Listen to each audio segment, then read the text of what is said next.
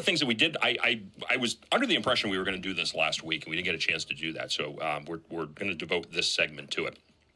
And I did send over to the production team a couple of websites here, and I want to pull this up. The first one, if we could, we had teased this story that the Chinese Communist Party, we all understand, at least we should understand, that the Chinese, people talk about, oh, there's millionaires and billionaires in China and that they've got a free market economy. And they actually don't. They have what's called state capitalism.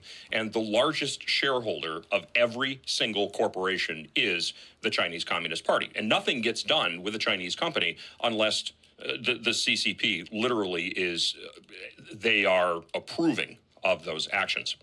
So we did tease a story that there was a bottled water company, Penachuk Waterworks in Nashua, and that was acquired by a Chinese company. So in preparing the story, I plug it into Google. And of course, if you've noticed now with Google, before you get the results on Google, you get the AI overview. So the artificial intelligence is now giving you the synopsis of what it is that you're looking for. And I'd like to have the producer pull this up, if we would, please, if we could do that. So in researching the story, evidently, there is no record of a Chinese company acquiring a water company in New Hampshire. The closest example is the city of Nashua purchasing Penachuk Waterworks, which served Nashua and the surrounding municipalities for $138 million in 2010. This was a public purchase rather than a private acquisition by a Chinese entity. Additionally, the Aquarian Water Company, a New Jersey-based company, acquired a water system in Stratham, New Hampshire, but this was not a Chinese-owned company. I want to keep in mind here, because this is something I've seen a lot with AI. AI operates on whatever information you put into it. Their information isn't always up to date. So sometimes you have to coax the AI into giving you the right answer. So if you type in the company that we're about to talk about right now, you'll get AI will have to admit to you, oh, you're right, I got it wrong. Mm-hmm. Well, so if that's the case, then I guess the question would be, and if we could pull up the LinkedIn, you don't have that. Okay. So the LinkedIn ad, if you go to LinkedIn.com and you search under the jobs title, you will notice that there is a company called Nongfu Spring Company Limited that was hiring for a quality manager at their beverage plant in New Hampshire. The ideal candidate is a critical thinker who will proactively improve the quality systems of the company through internal audits, participation in process improvement programs, and interactions with key partners to obtain constructive feedback. Blah, blah, blah, blah, blah, blah, blah. Nongfu Spring Company, quality manager, beverage plant. Now, if you go and you Google Nongfu Spring, and I think our producer has this, you get the option to get a English version of the page. Well, there's Nongfu Spring right there, the benchmark of China's drinking water industry. Founded in 1996, Nongfu Spring is China's largest packaging water supplier, holding the #1 spot for market share and is one of the top 20 beverage companies in China. And the page goes on to read, in terms of retail sales in 2019, Nongfu Spring ranks among the top 3 in the Chinese market for tea beverages, functional beverages, and juice beverages as well.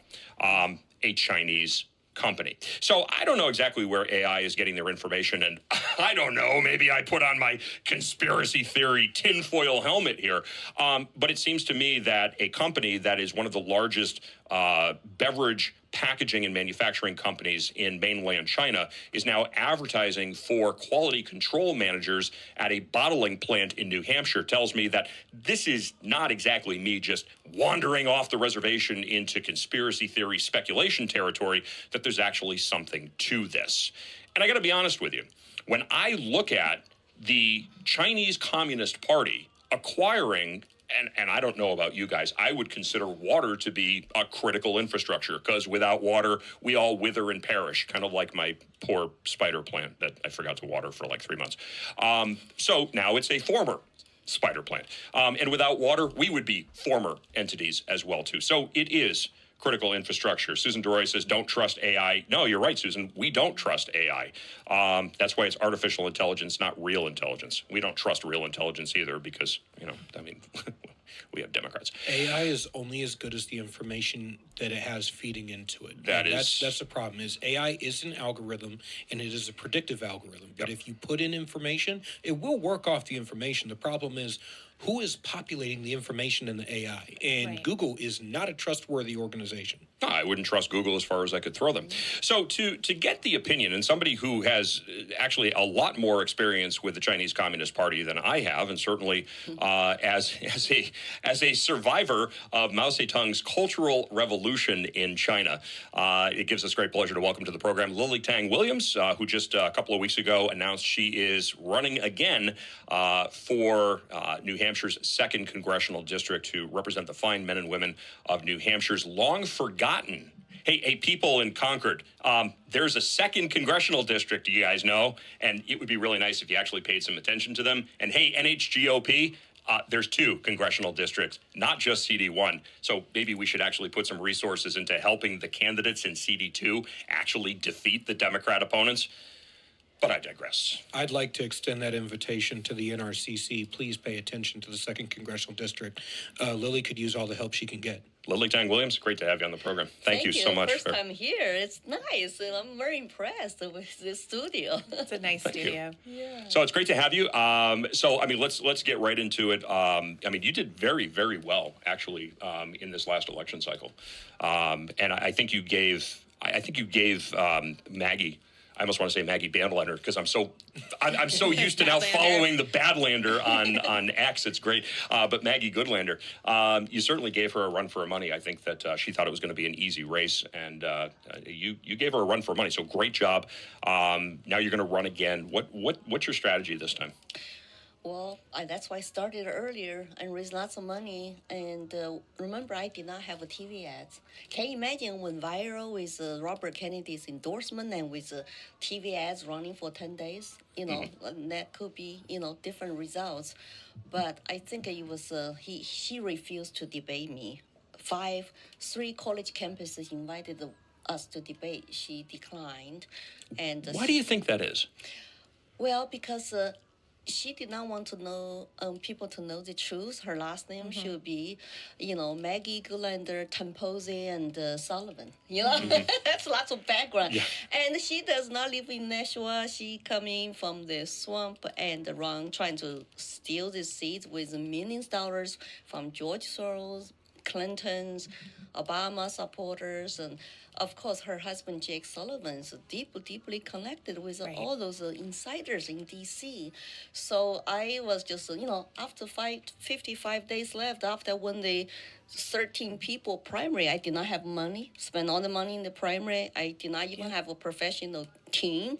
I was just scrambling to just focus on debate and expose her, and because she's a puppet, she really doesn't have substance. But it's just too late. You look at the congressional districts, and if we could redistrict them, because when you analyze your numbers and where you won and where she outran you, it was the college campuses. So we've got to do a better job as conservatives to reaching that demographic.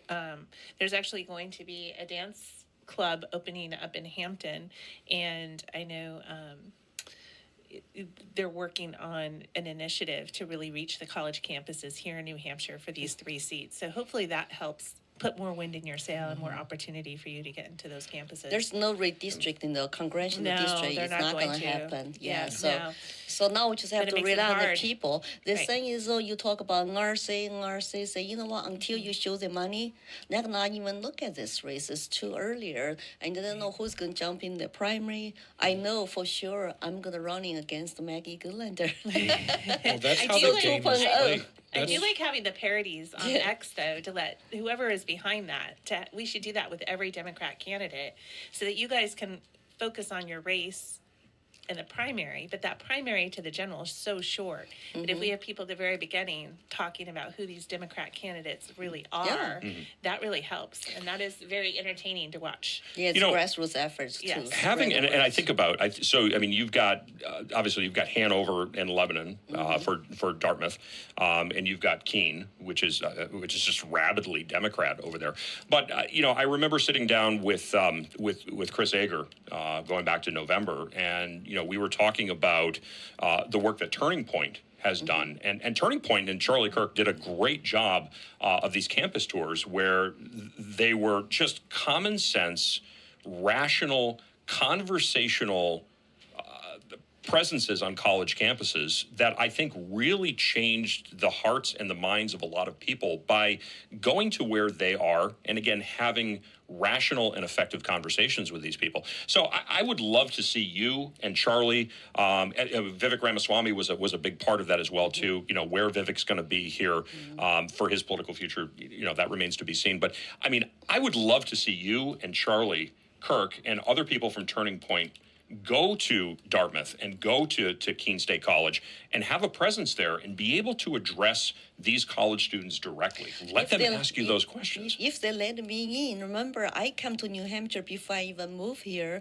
to speak on college campus of Dartmouth College and PSU and even like a Portsmouth Community College there. I've been speaker to tell my students, educate students about the horror of communism for the past 8 years.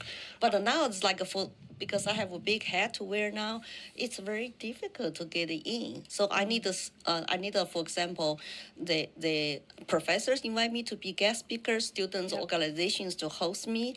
And when Dartmouth College and political union said for free speech needs to do a debate, but it's Maggie's campaign declined a debate on PSU campus, Dartmouth College campus, and New England College. New England College. Yeah. So you actually challenged Maggie Goodlander to, was it 5 debates this time, right, on college campuses throughout the state? I just talked to Adam Sexton on Close Up. I said after primary 10 debates, 10 town halls. Maggie, show up with me. And otherwise, you're not for democracy. She talked about democracy all the time, but you deny the people who want to make informed decisions. When 2 of you show up, hammered it out. I think you have a good vision for New Hampshire, and I think you have a good vision for what should be brought to D.C. to represent New Hampshire. I think New Hampshire would benefit from seeing a debate between the two of you.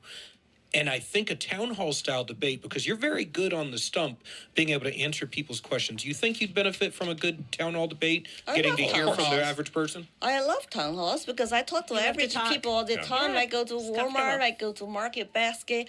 I just have a conversation with people. They recognize me when I wear my team shirt. I say, "Are you Lily Tom Williams?" I say, "Yes." "Oh, I voted for you. I have a question for you." So I like it. Lily, I don't know if you remember, but I first met you. You came into the studio at WNTK up in New London, and you were still in Colorado. You're still living in Colorado, and you were visiting New Hampshire. I came here give a talk on college campus. Yeah, and you came in, and I had you. So this is going back a number of years. Yeah. And I remember that was around the time we were spending a lot of time talking about how we're going to see, and this was something that I had forecasted, we're going to see a time when Democrats are going to refuse to debate because it's based on a postmodern concept that if I debate you, now I'm actually bringing and manifesting your viewpoint.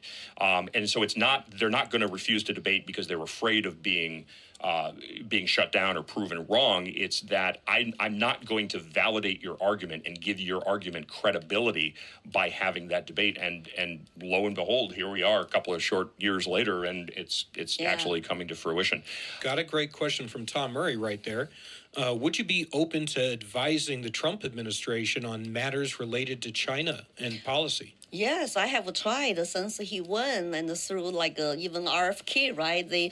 I gave him my resume to transition team. I haven't got a phone call yet. I just keep saying, hey, Trump leads a real good China advisor who is for American first and who also knows how to deal with CCP and speak Mandarin as native language, but I just haven't got a call yet. And you were even dealing with companies and in commerce when it had to do. Yeah, I'm qualified to go to court today to testify on anything related to China as expert witness. I have law degree and I have part-time business. I can get hired by by law firms, by prosecution side to go to court, handle federal cases related to China. So why not to help our administration? I want to get you back on the show. I'm sorry, I didn't mean to cut you off, but I want to get you back on the show here at some point because I want to talk more about this. But before we get too far into the weeds on this, I don't want to lose sight of what the topic was, which was the Nongfu Spring Company. So I wanted to make sure that we spent some time talking about that. That's what I wanted to mention. You were down at the State House because there's pending legislation right now in the New Hampshire State House. And that's something I want you guys all to know that I love about Lily is she doesn't just show up at election time. She's down there fighting in the State House. So there was legislation. You went and testified, and it has directly to do with situations like this where people are coming in and right. It's called SB162. Yep. I testified twice. One time at the Senate, one time in the State House and Commerce Committee.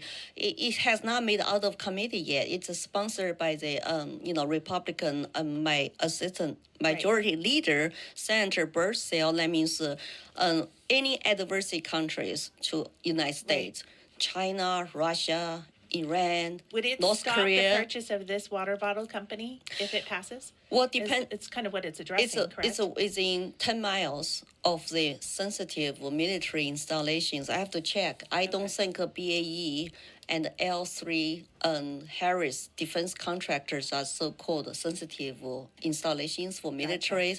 But the whole point, I testified, is that the China has been infiltrated into our country. And there's no truly a private company. Just like you said earlier, any company, any individuals are subject to China's national security law. That means if the one-party system make you to say you got to turn over your customers' data, your users' data, just like a TikTok, right? And also that I want you to do something for your motherland when you are operating business overseas. Are they going to say no? No, it's their duty for all Chinese citizens to do that. That includes the scholar students come to this country. That's why I brought up we had the Confucius Institute on our college campus of UNH for over a decade. Do they even know what damage have they been done? So, like when we have our Chinese exchange students, they're still beholden to their homeland. I don't say they're bad, but they say though they have a citizen's duty to report, to perform certain things if they're asked or approached by the Communist Party officials. I'm going to let you to go to the United States to study, to be scholars, but here's something we want you to do. Right. So that's why you got the Chinese students join the protest, BLM, Antifa, now Free Palestine movements on campus. Yep. I don't know if they're paid or not. I don't know if they work for the Chinese government or not, but we just have to be cautious to say China is controlled by one-party dictatorship. They're not elected by people. And their loyalty, they demand your loyalty. They demand your allegiance to that country. And Understood. On that note, we've even had conversations privately where we've discussed that they're willing to leverage family members that may still be living in China against you. That if you don't cooperate, they'll receive the repercussions, correct? Correct. Well, they, I got a death threat from them. I cannot go home for 10 years to see my families. And that's why I don't tell my family members what I'm doing here, but because I don't want them, I want to protect them, so they don't know what I'm doing here until last year my viral debate video went inside the China, they saw it, translated into Chinese language too. So I testified, I said that because I am American first. Yeah. I love this country, and I made a sacrifice to speak up and save this country and educate people. So I'm constantly warning people what is the true color of the political system, economic system there, and their biggest victims actually are the Chinese regular people who have no power, no connections, social underclass, poor, have no voices. So when you saw this purchase in Nashua of this water bottle company, tell us what you know about this particular owner. What should we be worried about with this? Well, what happened is that some people reach out to me after Washington Times shared this article, say in China invasion of the homeland, say that, Lily, are you aware of this project purchased by Chinese company? I said, no, in Nashua, in your backyard, in your district. So I did the research and I talked to them more. Like you said, this company called, Nongfu Shanshan, Huafeng Spring, It's the largest bottled water company in China. It's owned by richest man in China. His name is Zhong Shanshan. And he was just named as #1 richest guy by the Forbes.com on April 29th. And they closed a deal on January 31st when Trump's new secretary for the Treasury Department was not confirmed yet, right? And the So they Biden's kind of people were caught a gone. window right where they could get in. You were Yes, telling me. very fishy. Because this kind of investment by Right. Chinese businessmen supposed to be reviewed by the Committee for Foreign Direct Investment here under Treasury So Department. this was purchased before Trump really got his team in place. Yes. They flew under the radar, and they kind of that's Yeah, so this worrisome. guy, for example, Forbes magazine said that his real net worth is $55 billion. And richest guy in the world, in China, 27 richest guy in the world today. And on 29th of April. And how come we did not have review record?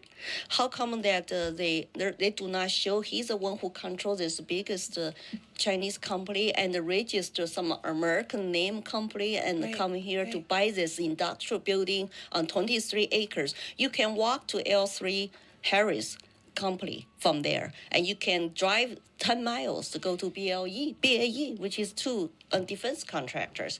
And Right. also water supply. Don't you think water, food, or national security issue? See, this is one of the scariest things that I've seen is our schizophrenic foreign policy. When one administration is so radically pro-China and the next administration is trying to tamp down on their influence here. This is just me putting my conspiracy hat on, but if I wanted to cause problems or play biological warfare games with the United States, I'd probably do it like this. And there are 50,000 water companies in our country. Would this be beginning of a foreign company at a free country? I mean, China, I still think it's our #1 national security and threat. Right. Xi Jinping has a China dream to take over the world. Of course. And now their product that they sell in China, Yes. are they selling that already here in America? Or is No, this going to no, be a new market for this company? There will be new market, and because water will be probably too heavy to ship to China to sell, but Sure. but they have most of the China's market. So now this might be beginning of the getting into Americans market. Sure, of And course it is. I heard I did a Chinese language research. There are some complaints about his water bottle business, the water quality. And maybe, now it's time to move to overseas. I also heard his son has American passport and live in Massachusetts. So this deal sold to him was by a Massachusetts an industrial company based Wow, in Boston, and land closed here in Nashua, Hillsborough County Register of Deed. I think I met that guy, Dennis. Actually, name was on it. But no media talk about it, and no state leaders, national leaders know about this. It's a taboo. It's a red flag to say why such a big deal, $67 million purchase Right. in Nashua, New Hampshire, and nobody knew about it until Washington Times and had an article. Yeah, It's that's not really surprising that his son has a passport here and goes to lives in Massachusetts. When you look at the long history of dictators and despots sending their children here to study in the United States or to gain a foothold in United States industry and then going back to their countries. But what concerns me is what's happening right in our own backyard and how this can so easily pass and get done. And it doesn't raise a red flag for anybody. Has anybody else other than you picked up on this? Well, I did inform some of our, state senators and governor's office. They did not know about it, but the thing is, at the national level, federal level, they have not talked about it. I went to Jack his show talk about this, and he was shocked. It's like what? It's like what's going on here in our backyard? So it's very concerning. We need to Be get aware. the bottom. Yeah. Get to bottom of it. We need to actually have a Treasury Department to investigate this. Why the committee did not review and approve this deal? Yeah. We're getting the music here, so unfortunately I've got to cut that short. But Lily, I want to invite you back on the show to talk about, we can continue this conversation. I also want to talk about your second congressional district campaign as well, too. Excuse me, Lily Tang Williams, candidate for New Hampshire's 2nd Congressional District. You can check her out at lilytangwilliams.com and also Lily, the number 4.